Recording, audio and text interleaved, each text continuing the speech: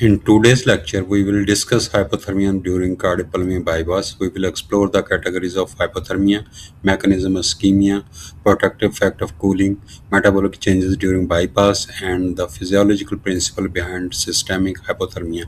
By the end of this lecture, you will understand why hypothermia is one of the most important organ protective strategy in cardiac surgery. Hypothermia is classified according to the patient's body temperature during cardiopulmonary bypass. Mild hypothermia ranges from 35 to 32 degrees Celsius. Moderate hypothermia ranges from 31 to 26 degrees Celsius. Deep hypothermia ranges from 25 to 20 degrees Celsius. Profound hypothermia refers to temperature below 20 degrees Celsius. There are two major methods used to achieve hypothermia. The first is surface cooling, mainly used for profound hypothermia. This technique was described by Brad Boyce around 1970. The second method is core cooling with deep hypothermic circulatory arrest, also called DHCA, introduced by Hamilton. These techniques allow surgeons to reduce metabolic demand and protect organ during period of reduced blood flow. Ischemia occurs when oxygen delivery to tissue becomes inadequate for cellular metabolism. When cells do not receive enough oxygen, energy production decreases and the tissue injury begins.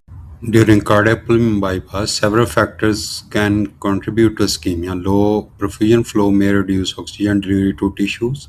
Inadequate systemic flow can compromise organ. Physiological limit can also contribute to the tissue injury. For these reasons, perfusionists must consciously monitor flow, pressures, temperature, and oxygen delivery during cardiopulmonary bypass.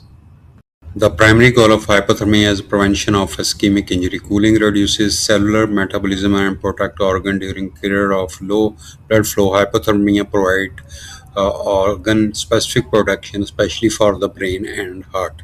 It allows reduction in perfusion flow while maintaining tissue viability. Venous return can be better controlled during surgery. It also helps creates a bloodless operative field, improving surgical visibility. These benefits make hypothermia an essential component of modern cardiac surgery. Several strategies are used to reduce ischemic injury during cardiopulmonary bypass. One of the most effective protective methods is hypothermia. Hypothermia significantly attenuates the harmful effect of the ischemia. The rationale for hypothermia is based on slowing cellular metabolism. Low temperature reduces chemical reactions throughout the body. It decreases ATP consumption, allowing cell to survive longer duration. Metabolic rate slows significantly as temperature decreases. Hypothermia also protects red blood cell, vascular endothelium, and mitochondria for ischemic damage. This physiologic slowing provides valuable protection during cardiac surgery. Systemic hypothermia slows nearly all biochemical reactions in the body. It reduces the consumption of metabolic substrates and decreases metabolic waste production. Cooling protects organ from ischemia and allows lower blood flow during cardiopulmonary bypass. In deep hypothermia, even circulatory arrest can be safely performed with a limited period. Oxygen consumption decreases significantly as temperature falls. At around 28 degrees Celsius, oxygen consumption is reduced nearly 50%. The Q10 effect described how metabolic rate changes with temperature. A Q10 value 2 means that for every 10-degree decrease in temperature, metabolic activity falls by nearly half. At lower temperature, metabolic suppression becomes more greater. Another important concept is phase transition. It occurs when cell membrane changes from a flexible state to a more rigid state, especially 28 to 25 degrees Celsius. These membrane changes can affect cellular function during hypothermia.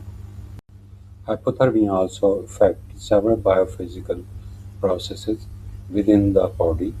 Osmosis and diffusion become slower at lower temperatures. If temperatures become excessively low, freezing injury and ice crystal formation may occur in tissues. Cooling may lead to hyperosmolar state and fluid shift between intracellular and extracellular components. Cell membrane disruption can occur if the hypothermia becomes severe or prolonged. These physiological effects highlight the importance of controlled cooling and rewarming during bypass. During cardiopulmonary bypass, oxygen consumption decreases as body temperature falls. This reduction in metabolic demand allows perfusion flow to be safely reduced during hypothermia. Despite lower flows, adequate tissue perfusion must still be maintained to prevent ischemic injury. Hypothermia also improves the surgical field by reducing blood flow and venous return. However, collateral and bronchial circulation may still continue during bypass. Perfusionists must carefully monitor the patient for complications such as blood trauma, inadequate perfusion, or equipment failure. Safe hypothermic bypass depend on continuous monitoring and precise perfusion management. Thank you for watching this lecture on hypothermia and cardiopulmonary bypass.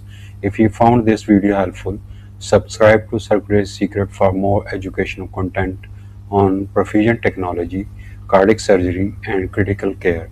Don't forget to like, share, and comment below. See you in the next lecture.